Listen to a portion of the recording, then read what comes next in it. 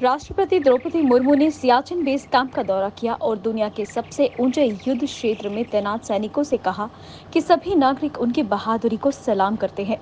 सैनिकों को संबोधित करते हुए उन्होंने कहा कि भारी बर्फबारी और -50 डिग्री तापमान जैसी कठिन परिस्थितियों में भी वे मातृभूमि की रक्षा में त्याग और सहनशीलता का असाधारण उदाहरण पेश करते हैं।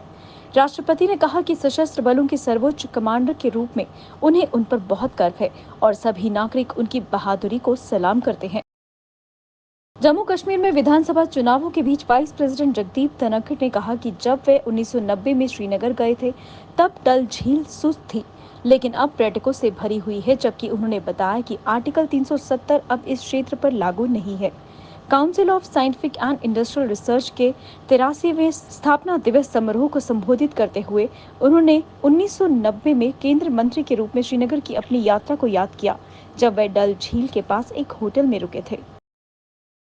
जम्मू कश्मीर में सक्रिय आतंकवादियों को शांति का हाथ बढ़ाते हुए केंद्रीय गृह मंत्री अमित शाह ने उनसे हथियार छोड़कर सरकार से बातचीत के लिए आगे आने को कहा, नहीं तो सुरक्षा बलों के हाथों परास्त होने के लिए तैयार रहें।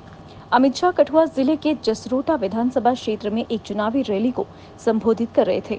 शाह ने 1 अक्टूबर को जम्मू कश्मीर में असेंबली चुनाव के तीसरे और अंतिम चरण के लिए आज उधमपुर, कठुआ और जम्मू जिलों में 5 रैलियों को संबोधित किया। उत्तर प्रदेश के मुख्यमंत्री योगी आदित्यनाथ ने कहा कि पाकिस्तान के कब्जे वाला कश्मीर पाकिस्तान से अलग होने की मांग कर रहा है। उन्होंने कहा कि भाजपा के सत्ता में वापस आने के बाद पाकिस्तान ऑक्यूपाइड कश्मीर जम्मू कश्मीर का हिस्सा बन जाएगा। उन्होंने कहा कि दुनिया के विभिन्न हिस्सों के लोगों ने देखा है कि कैसे जम्मू कश्मीर में उत्सव के माहौल में शांतिपूर्ण चुनाव हो रहे हैं और ये मौजूदा सरकार की वजह से है जिसने ऐसी स्थिति पैदा की। भाजपा के अभियान के तहत जम्मू में छंब, आरएसपुरा और रामगढ़ में रैलियों को संबोधित करते हुए आदित्यनाथ ने कहा कि मतदाताओं की भारी भीड़ ने दिखाया है कि उन्होंने वंशवादी शासकों उनकी विभाजनकारी राजनीति को खारिज कर दिया है। लेफ्टिनेंट गवर्नर मनोज सिन्हा ने राजभवन में शेर Kashmir university of agriculture sciences and technology Jammu की 20th यूनिवर्सिटी काउंसिल बैठक की अध्यक्षता की। बैठक में कृषि एवं संबद्ध क्षेत्रों में प्रमुख चुनौतियों के समाधान तथा आधुनिक एवं टिकाऊ कृषि पद्धतियों को अपनाकर उत्पादकता बढ़ाने पर विचार विमर्श किया गया।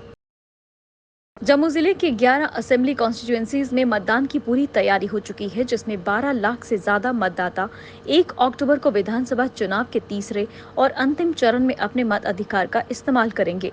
जम्मू जिले में 11 असेंबली कॉन्स्टिट्यूएंसीज हैं, जिनमें बिजनौर, सुचेतगढ़, आरएसपुरा, जम्मू दक्षिण, बहू, जम्मू पूर्व, नगरोटा, जम्मू पश्चिम, जम्मू उत्तर, मड, अखनूर और छम शामिल हैं, जिनमें कुल 12,0977 मतदाता है।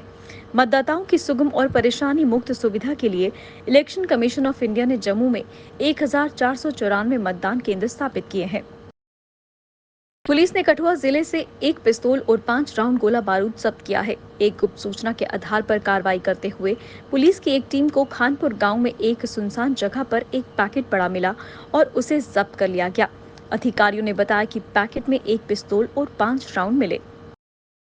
सांबा जिले के बिजूपुर इलाके में पुल निर्माण के लिए खोदे गए गड्ढे में काम कर रहे 6 मजदूरों पर मिट्टी का ढेर गिरने से उन्हें बचा लिया गया। इस घटना में 2 मजदूर गंभीर रूप से घायल हो गए। 6 मजदूर दिल्ली अमृतसर कटरा एक्सप्रेसवे पर निर्माण कार्य में लगे थे।